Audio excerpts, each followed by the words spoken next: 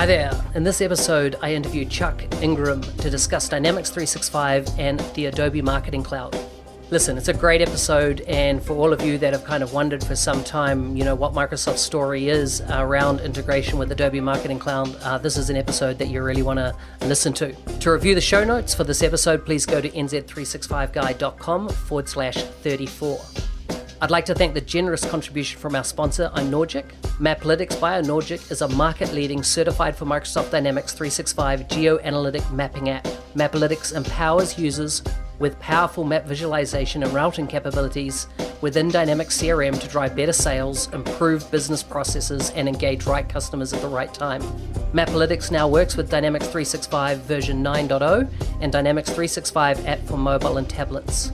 And remember, iNorgic is a leading Microsoft Gold Dynamics CRM ISV delivering best-in-class Dynamics 365 solutions as well as cost-effective and high-quality programming services.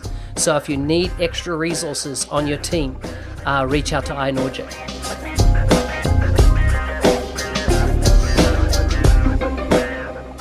Hi everyone, I'm here with Chuck Ingram to discuss Dynamics 365 and Adobe Marketing Cloud. Chuck works as Innovation Lead for North America for the Digital Sales and Service practice at Avanade. Chuck is hyper-focused on innovating around digital disruption and accompanying customer shifts. He works with his team on developing business models and solutions that deliver customer experience and outcomes, not just projects. He most recently led the CRM practice at another large Dynamics partner for 4 years, where he helped drive innovative solutions that resulted in significant growth. Chuck, it's great to have you back on the show again. Mark, I am delighted to be back. I always love talking to you, sir.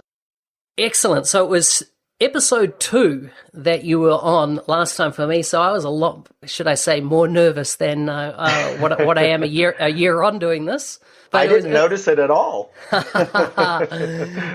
reason I started the podcast was to learn how to become a good listener. That was my only reason. And when I spoke with Joel Lindstrom at the time, who was running CRM Audio, I said, listen, I just want to start a podcast and learn how to get really good at listening and kind of fade into the background. And so, I feel like I've built those skills over the past year. Last week was my year anniversary, and now we're on to year 2. So it's exciting times. You're doing great work. Thank you. So you've changed career, you've changed jobs since we last spoke. Tell us about what's happening in the last 6 months that you're now at Avanade. Well, the interesting thing is it's changed twice since I've been at Avanade. Well, wow. Yeah, so it's exciting. So I joined Avanade to focus on innovation, which, as you mentioned before, is a super passion for me. And it was innovation around dynamic CRM, which we call digital sales and service inside of Avanade. And, it's been an amazing platform that has really gotten me excited about the things that I care about, which are service and entrepreneurship wrapped around this point of view around CRM overall. And you touched on it, changing on how we deliver CRM to get business outcomes, not just project outcomes. Not just project was green and on time, but did the customer get why they bought this for? Did they get what they bought this for? Did they enable their people to give better service? Those kinds of things. Yeah, I think true. Yeah, and I think CRM is growing like crazy. It's actually passed ERP last year from a couple of the studies that I saw as an industry. They're both still growing. But the thing that kind of bugs me is if you look at Gartner and Forrester and all these folks, CRM customers are only happy about half the time on average. And, I know you had James Phillips on your podcast, and the last time I saw him speak in a public forum, he said that he called sometimes these are like systems of oppression. Yeah. I remember that. I think we can solve for that as an industry. I truly believe it's all about taking the focus off the project. Let's deliver the project, but let's make sure we don't forget about what they bought it for and putting the customer and their journey up front and building some automation around the sort of rote kind of things we do every single time in every project. So you create some room to bring in innovation. and serve the users. So they aren't doing air quotes right now, doing CRM. It's just a part of the stack that's serving them and kind of, I guess, like a context that they need at the time they need it so they can serve their customers. And, customers have different expectations now than they used to. They don't always want to talk to a person. So how do we create kind of smart systems that serve the customer what they want when they need it? And Avanade's been working really hard on intelligence, and we call that building an intelligent enterprise. And we've been working really hard on that for quite a while, and at least since I've been here for sure. And about 2 weeks ago, I should say, I was asked to take another role, still focused on innovation, but at a little bigger scale. And they want me to be responsible for running North America, their CRM business. So I'm really excited about that.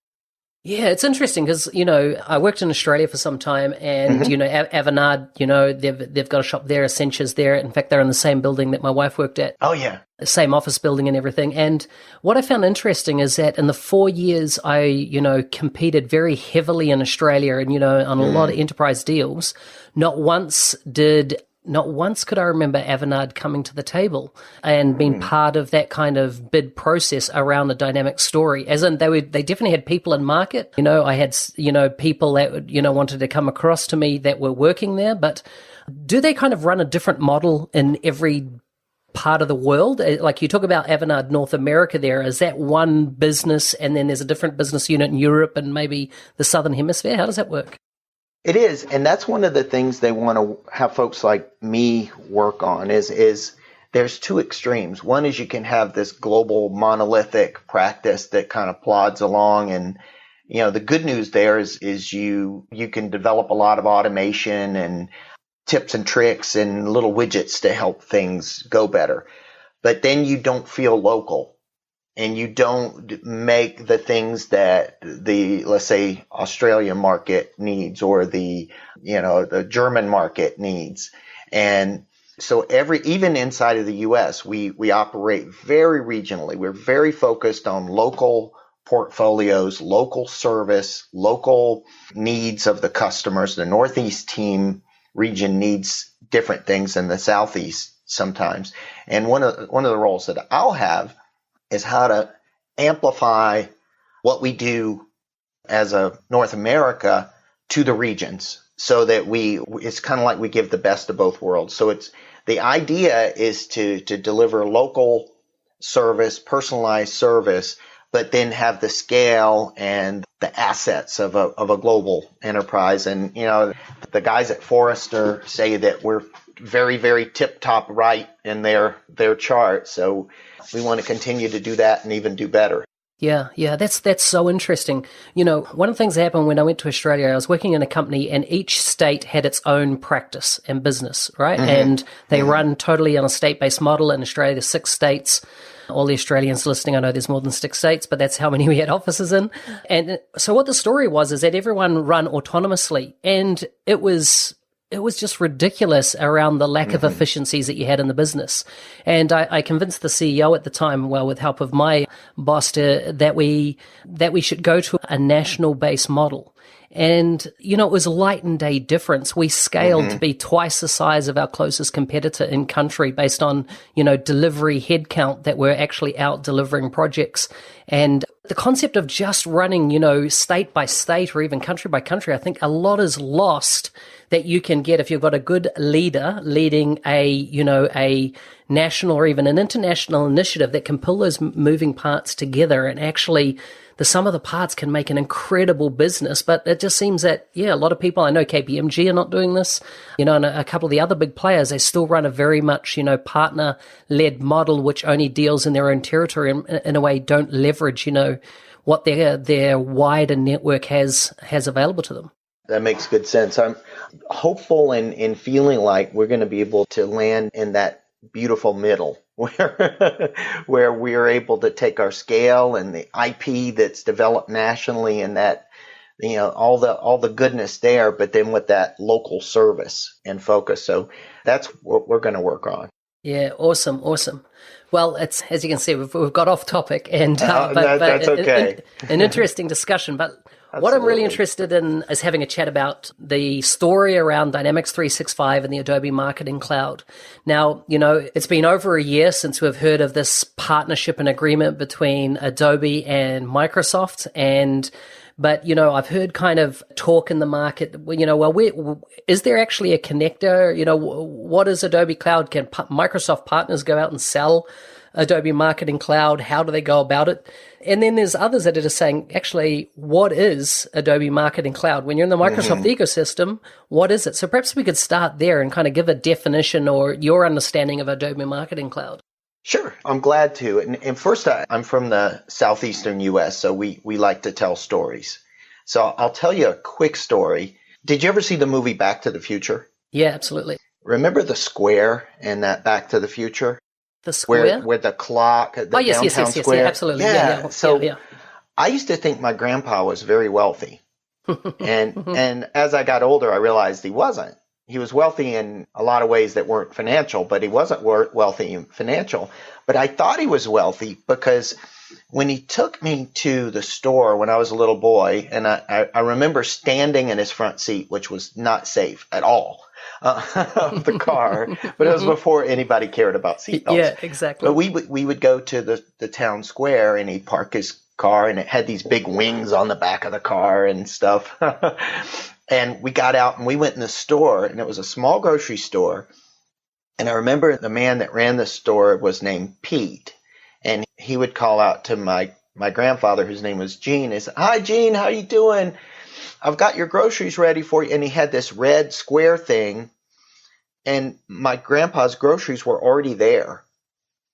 And my grandpa would walk around a little bit in the store and pick a few things. And Mr. Pete would say to my grandfather, he said, "Hey, we got these things in. I went ahead and put them in your pack here. You don't have to take them, but I really thought that you might like it."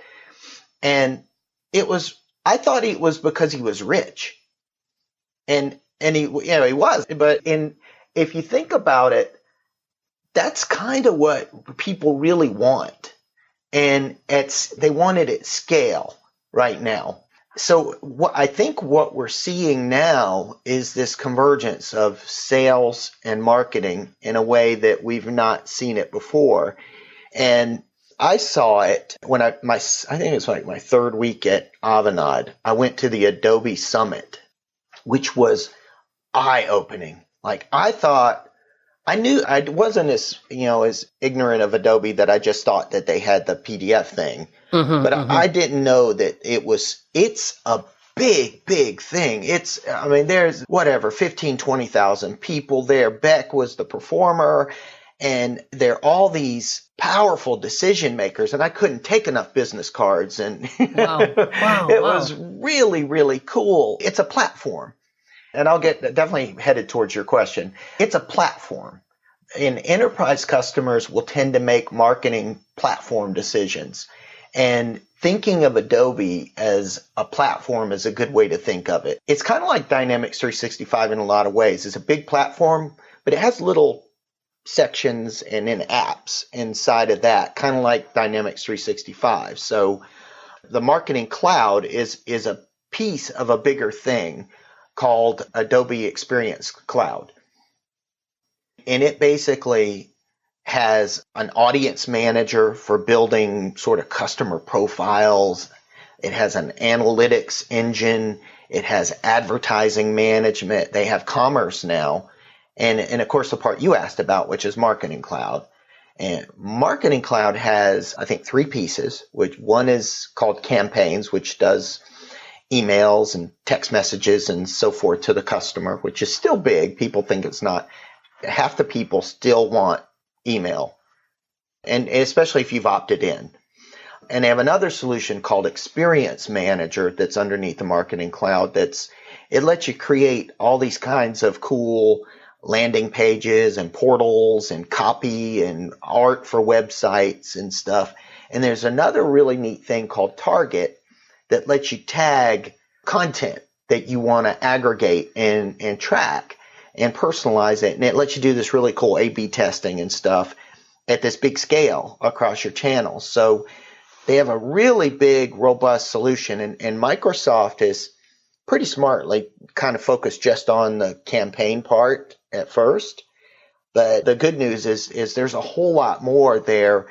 So when a customer's interested in marketing and they're thinking of a platform, you can start to think about this Adobe solution so that you can have that dialogue and it can be a long-term journey with the customer. Wow, that's really interesting. Is it really pitched only at the enterprise end of town as a solution? As in, I assume there's a price point, which is a barrier to entry for a certain size of business. Is that the case with the Adobe Cloud? Well, yeah, in a lot of ways, you think about it, there can be either scale or complexity. And you can think of like an enterprise customer that has a lot of scale and they send a lot of emails and they need to know a lot of things about their customer. I think they say 60% of a decision is made before you even engage the sales team now. There's all this stuff that goes on around paid search and organic search and social search and all those things. That all happens. At a big company, they're going to definitely need those things. But then sometimes you have smaller companies that are very, very marketing focused and they do a lot of business online. They maybe would be a good prospect for something like Adobe too. So it kind of depends on scale and complexity. Yeah. Okay. So Microsoft's current recommendation in market is that, if you're dealing with an enterprise customer, don't use Dynamics 365 for marketing, but you should use Adobe Marketing Cloud. Are you seeing more that customers are either already on Adobe Marketing Cloud and let's say they've been sold Dynamics 365 and there's an integration story there? Or do you see that there's really a space for partners that already, let's say, have, enterprise clients that then they want to turn around and go, hey, let's rip out whatever marketing platform you have in place and put Adobe Marketing Cloud? What's happening? I think it's both. In my deep career with Adobe of 6 months, yep. I think I've got a little bit of evidence that says it's both, right? My first job and we were talking before the podcast about the ocean, I wanted to live in Charleston, South Carolina. And the only job I could find in Charleston was selling copiers, which was my indoctrination into sales. Was that with Xerox? It was with 3M. Okay. And I sold 3M copiers, and the only interaction I had with marketing was I would occasionally get a lead. So marketing was just like the top of the funnel, and I'd get a lead, and it could have been like the window washer at this law firm. But I'd push this copier down these cobblestone streets in Charleston, and it's 100 degrees, and I'm sweating, and I push up, and I go in, and this lawyer who could charge his time at $400 an hour would have 5 of his attorneys or her attorneys looking at this copier. And why was that? They needed me for information. Now they have the information, so probably there's not nearly as many copier salespeople. So sales and marketing are kind of coming together. And I think Salesforce and Microsoft are both recognizing that. And there's this battle shaping up between those two. And remember just a few years ago, you'd go into a pre-sales meeting for CRM and marketing was never there. And then pretty soon marketing was at the end of the table. And then there's 2 or 3 marketers there. And then now it's a sales and marketing together a lot of times. So, and Microsoft's not been strong in marketing in the past. And now with Adobe, we are. Now, this is going to take a minute to explain, but I think it's important for folks who are thinking about this to kind of get their arms around.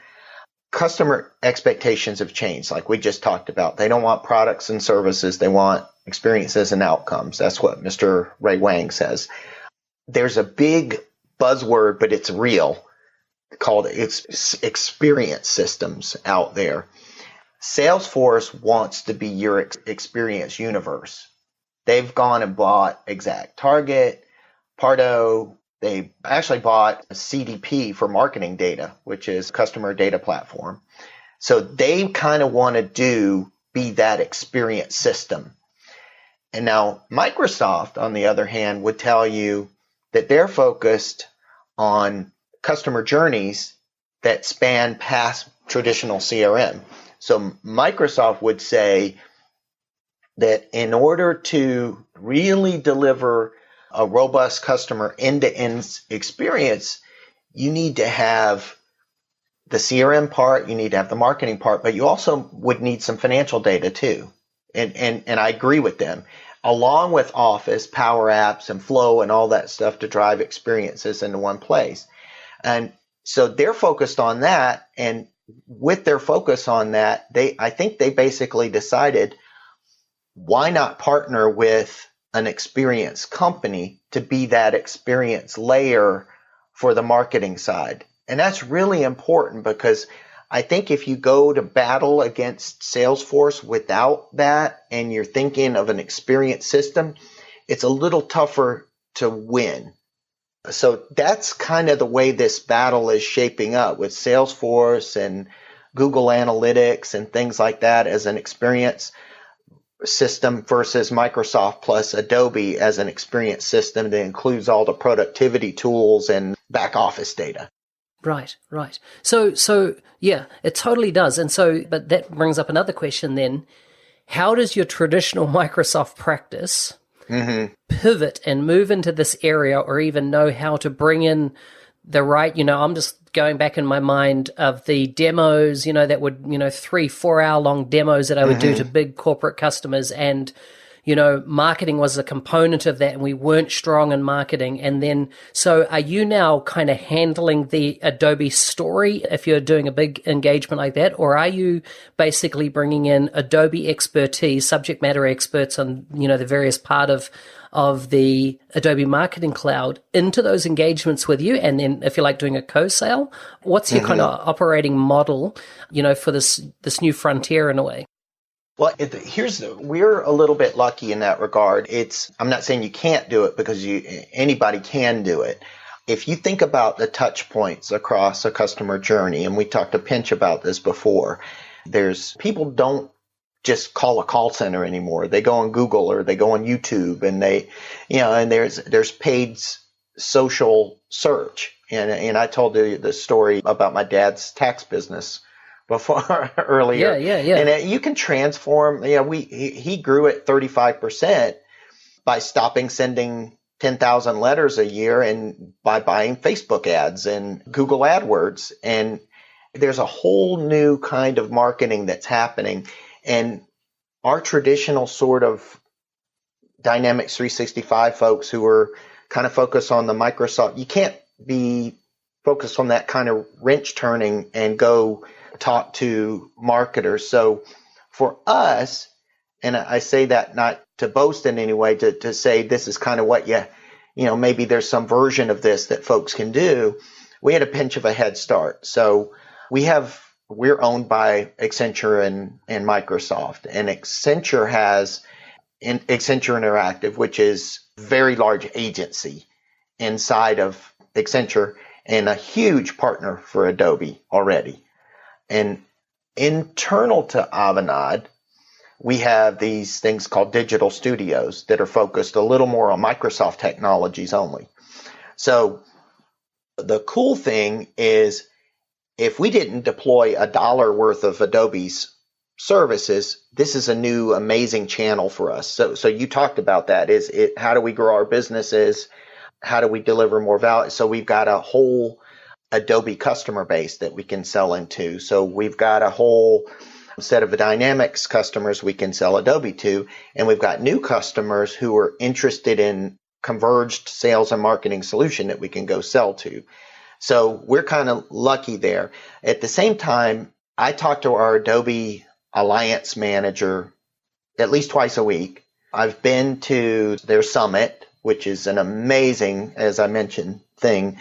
I've also had a chance to spend some time in Utah with their industry experts, kind of comparing what we're building, like with healthcare and retail banking and things like that on that campus, going deeper there.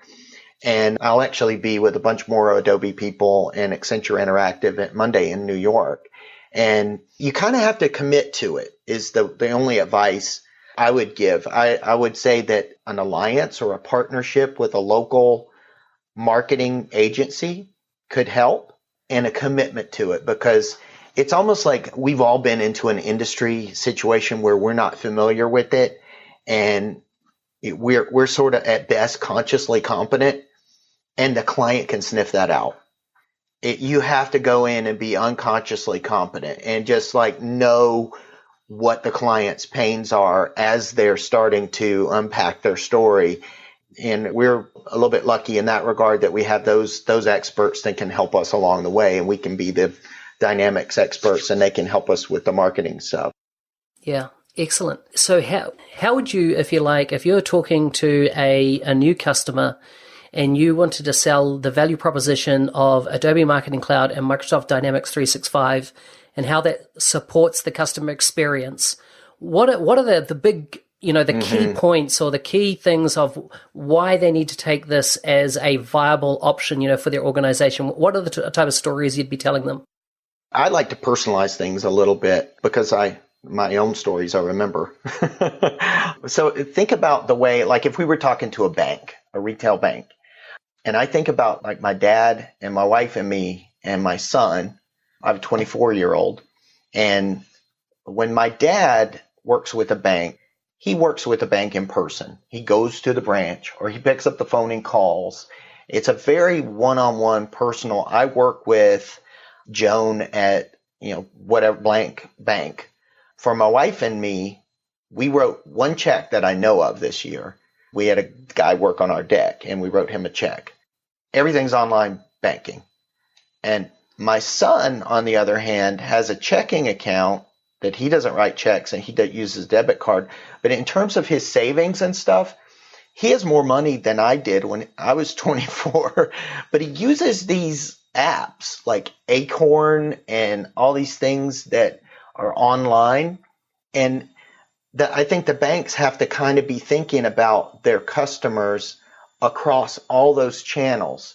And if you just think about the branch, you're going to do well with my dad, but what happens when that new generation comes along and they're not thinking about traditional banks? Yeah. So the brilliant thing that Microsoft has done here is they've got Dynamics 365, and Adobe, which can marry the physical and the digital across these different personas. And we took that, kind of, let's say, canvas, and we built the solution along with the guys at Centra Interactive. And it basically, let's say a guy stops at an event and he gives us his business card.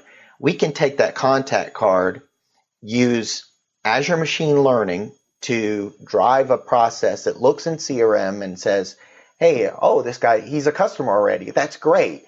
And then it starts to enrich that profile with other lists. And it looks for other customer profiles that he might be similar to and interested in. And it starts to make offers automatically. They call that propensity modeling. We might see that he's renting and he lives in a place and is in a position that he maybe could buy the home for less than he's renting. And we can make that offer to him. And by using the stack that Microsoft gives us, along with Dynamics 365, Adobe, Azure Machine Learning, LinkedIn, all those kinds of things, we can create a more intelligent experience for that customer than I think anybody in the industry can do. Does that make sense? Yeah, it totally does. So it really does allow like a customer service experience that's tailored really right down to the individual. Absolutely. At scale. It's kind of like that little story that I told about my grandpa and me, except at a big scale. Because you remember, people, they don't compare us as partners against each other so much as they're comparing us against the best experience they're getting in the world. Mm-hmm. Yeah. I can get anything that I want that'll fit on my credit card tomorrow, or sometimes today, depending on what city I live in. Yeah, exactly. Through Amazon. And we as partners kind of have to be thinking about that, and our customers have to be thinking about that. Yeah. So is there a piece of software, code, etc., that allows an integration between Dynamics 365 and Adobe, or is this something that each partner would need to kind of stitch together themselves? No, there's a connector. There's a connector between Dynamics 365 and Adobe Campaigns. Mm-hmm. And where would you find that? Who has it? Is it Microsoft has it, or is it Adobe that has the connector? It was made that I know of in coordination with both of those guys. Now we've tweaked it for our clients ourselves, but like you said, you can use that as a starting point and work from there. Now there are two versions of Adobe. They've built it to the classic version of Adobe, which is one version. They have another version of Adobe Campaigns called Standard. I think they're working on an integration to that one. Okay, so they're working on integration to the second Adobe platform, but they already have one for the initial one. Is that what you're saying? Yeah. Okay, awesome. Good to know. I'm going to get you to flick me those links of where I can find those so I can put them in the show notes for people to take a look. So just back to putting your kind of looking outside your Avanade perspective and what you know of, the other partners, you've worked for a bunch of them. How do you reckon the traditional Microsoft practice, Dynamics practice, should engage with Adobe if they wanted to start building out their skills and go-to-market stories, etc., around, Adobe Marketing Cloud and Dynamics 365? If I define perfect journey, I would, and you can only get this once a year. So if you want to do it now, I think it's in February, so you got to wait till February, but go to the summit. It's just a transformative, you get to see the scale of this thing. You think that Adobe is this small thing that will come alongside. No, it's as big as, I don't know, in market share and that kind of thing, but the conference and the focus around it are really big. It's as big as what we do. And that will give you the sense of what's in front of you. And both in terms of, wow, I got to be thinking about this. I've got to get serious about this if I want to do it. And maybe I need to have some alliances with other people. And as a partner, I've got to get to know Adobe as well. And Adobe will help you. They have this is really, really important to them. So remember that little sort of strategic thing that I talked about where Salesforce wants to be the experience system, and so does Adobe, along with Microsoft.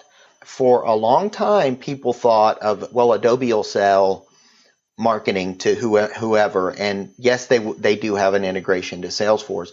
They're starting more and more to see Salesforce as a very robust competitor, and Microsoft as their friend and their alliance. And so there's a whole section on the website with stuff to help Microsoft partners get up to speed. There's resources. You can, of course, download demos. You can see demos. They have something that I would love for us to do on the Microsoft side. They've got a set of robust use cases that are like start from the beginning and walk you through the whole customer journey and how Adobe has all the pieces. And they have use cases that involve Microsoft Dynamics too. Excellent. Yeah, it's really cool. And they have an alliance team that will help partners get up to speed. And I mentioned that they've been really, really helpful to me. And they have an enablement team as well that kind of will help you get the training and resources that you need. There's a lot on the web, but sorting it all out is kind of tricky sometimes. So on any website, and they'll help you get the assistance you need, and they have consulting arm too that maybe on the first few you want them to kind of lead it, you just kind of watch, and then over time you can step in and help.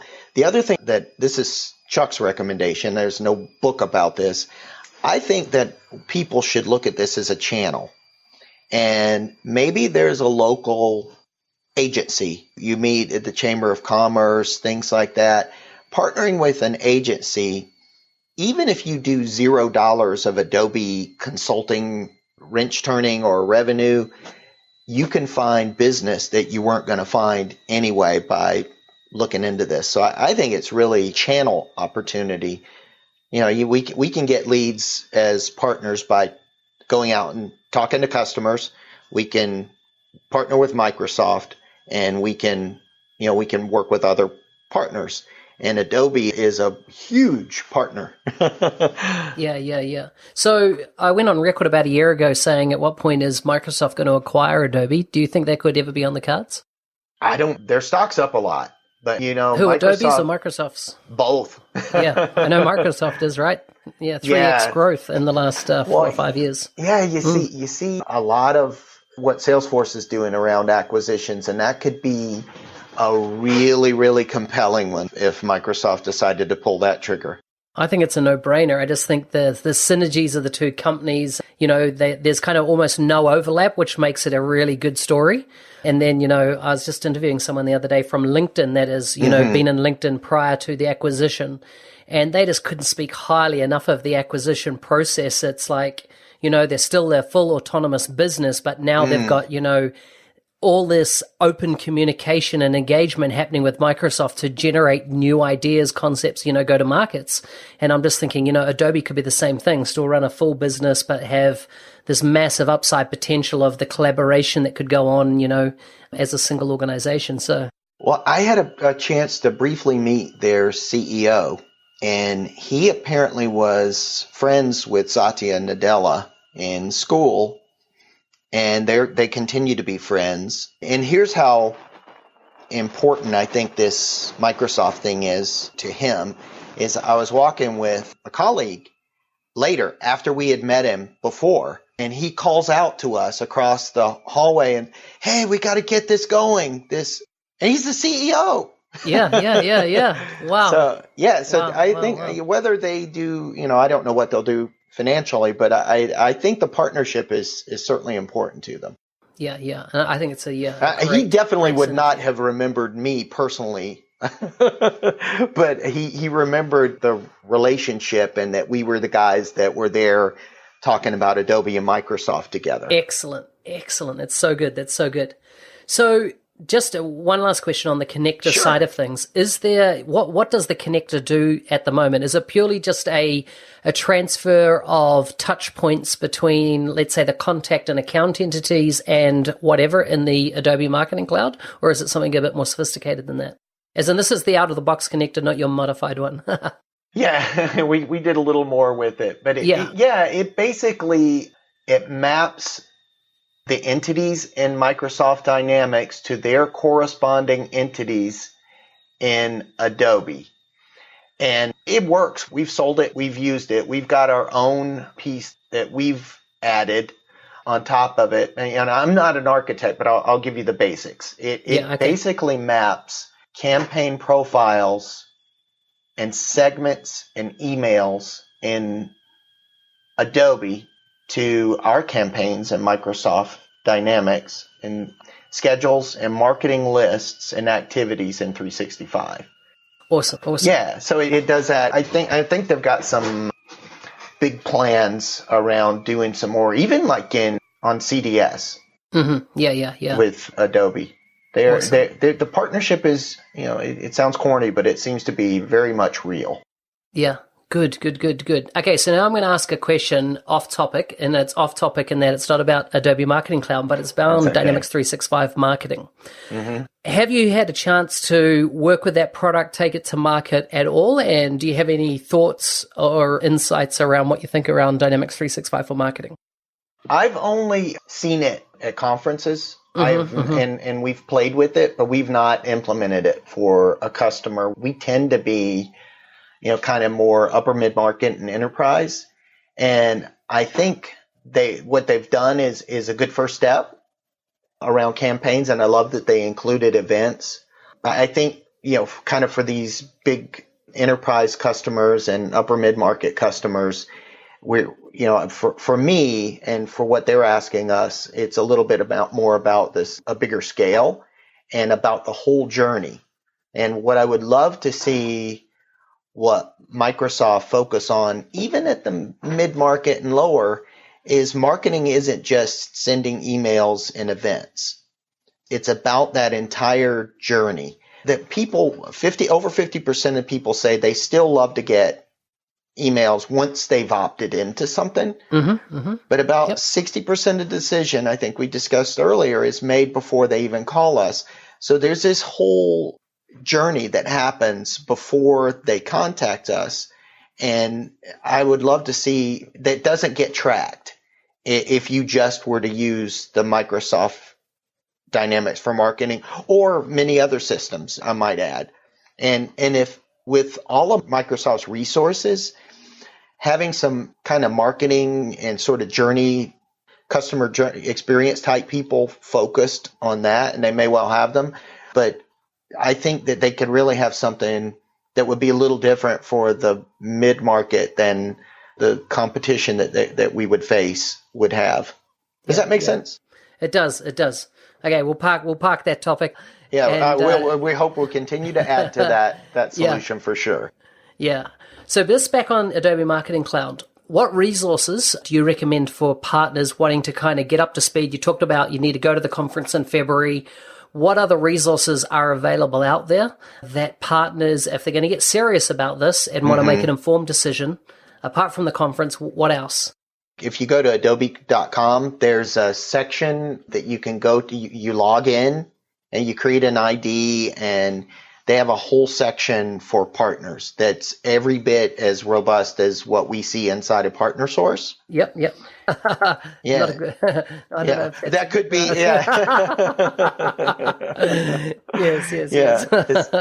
It's their equivalent of that. Right. I know what you mean. Yeah, and I don't think you have to sign up to be a partner to do it, but I don't think that's a big cost or anything like that to do that. And of course, you can call the Adobe folks and become a partner through that and start to work with their alliance team. So they've got a ton, because they're they say we're going to help you become an experienced company. So they try their best to be one. So they try for their content to be pretty good. Yeah. Okay. So another question here I have about, let's say I'm an existing well-established Dynamics partner. I have got a opportunity well in flight with a Dynamics opportunity in the enterprise sales, so multi-million-dollar type scenario, and you find out they've got Adobe Marketing Cloud as their tool of choice from a marketing perspective, and they have 30, 40 odd staff just dedicated to marketing that organization. What would your advice be to a partner in that situation as to how to make sure that a cohesive story is being generated across how these two technologies could work well together? What would your advice be to that partner? Well, making sure the customer knows about the alliance between Microsoft and Adobe, because marketers may or may not be on the same page as the IT department relative to Microsoft. You're going to see a lot of Apple computers, and they may or may not go to Dreamforce and things like that. So making sure that they understand the value proposition. And since if the idea is that they already have Adobe, making sure they understand that there's a robust integration built, and there's more funding being poured into this integration, and kind of getting Adobe involved to reinforce that message would be my first advice. Yeah. Excellent. So before you get on to some quick fire questions, a last question for you is looking at the future between Adobe Marketing and Microsoft Dynamics. What excites you? What excites me about is being able to, I told you that little story about my dad's business. And I'll tell you, a pinch more is at Christmas time, my dad told me he has a tax business, and he was a mailman. He was spending $10,000 a year for his clients, sending letters. And he said, well, what can I do different? And we decided to send just a few letters and do Facebook ads and do Google ads. And we changed his business. It grew 35%. He's 72 years old. It changed his business from from the same way it's been for 30, 40 years by thinking differently around marketing. And it wasn't necessarily campaigns. It was, so what excites me on that little scale, and that's a personal story, to think about how big companies can change their brands. I mean, nobody wants to, the customers I talk to, they don't want to be Blockbuster. They don't want to get, remember every Friday night we would all go to Blockbuster and I got to send my wife early, or I'll go early to get the good movie, and then it's gone. We have to think about the next company that's going to disrupt our business and get untangled from the infrastructure that we're in now and start to think like entrepreneurs and these new kind of customer focused digital entrepreneurs. And that having this platform that can drive customer experiences from beginning all the way through the cycle really, really excites me about what we can do with Adobe and Microsoft together. Yeah, awesome. Awesome. Okay. It's been a great conversation. You ready for the quick fire? You. Sounds good. Okay. What motivates you?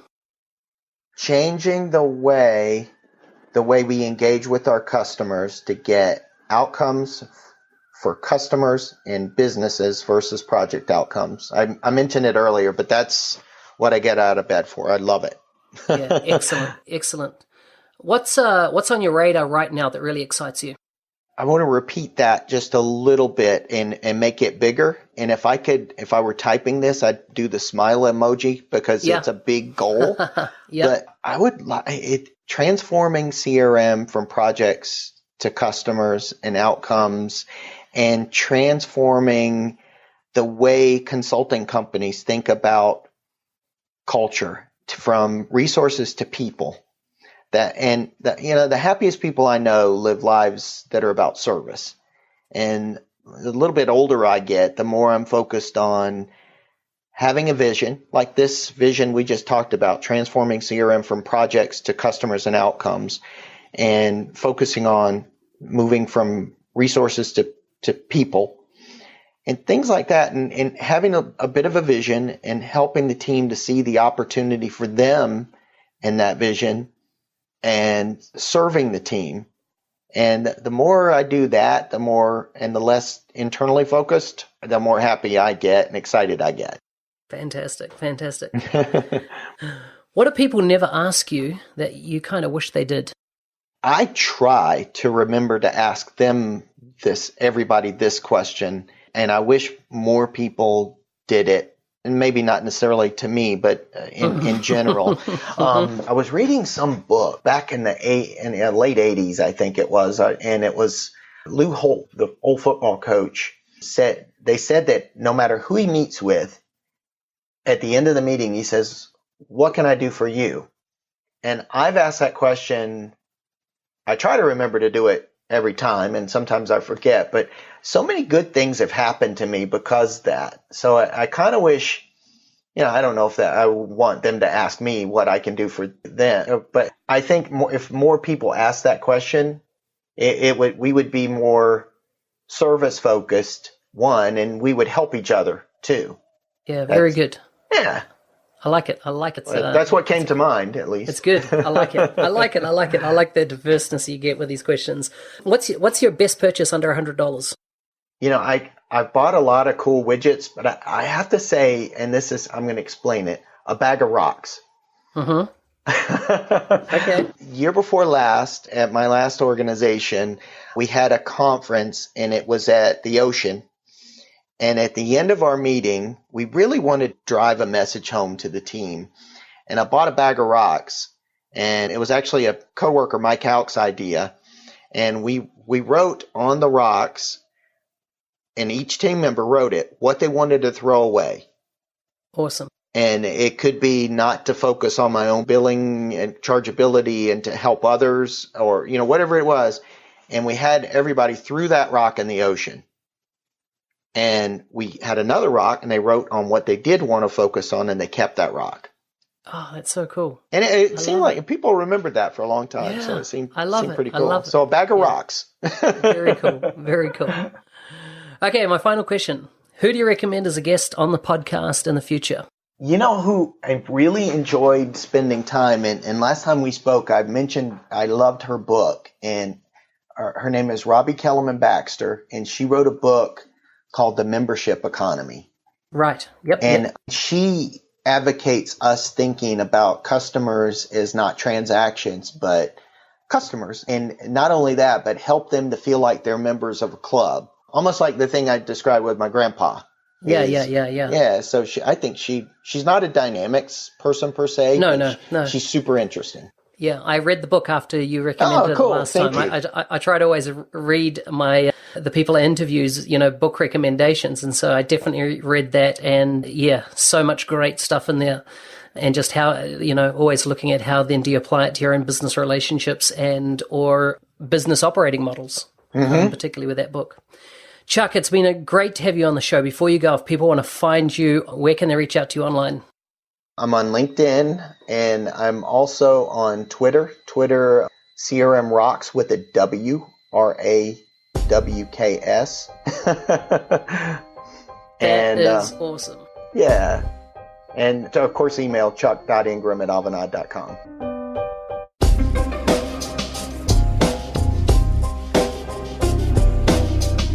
You've been listening to the Dynamics 365 show. Please consider subscribing to the feed on any great podcast player. Your host is Business Applications MVP Mark Smith, otherwise known as the NZ365 guy. Yeah, that's me. Please check out my YouTube channel. It's now easily accessible at youtube.com/NZ365guy. For show notes or to discuss anything covered on the show, please go to nz365guy.com/34. And I look forward to having you listen next time.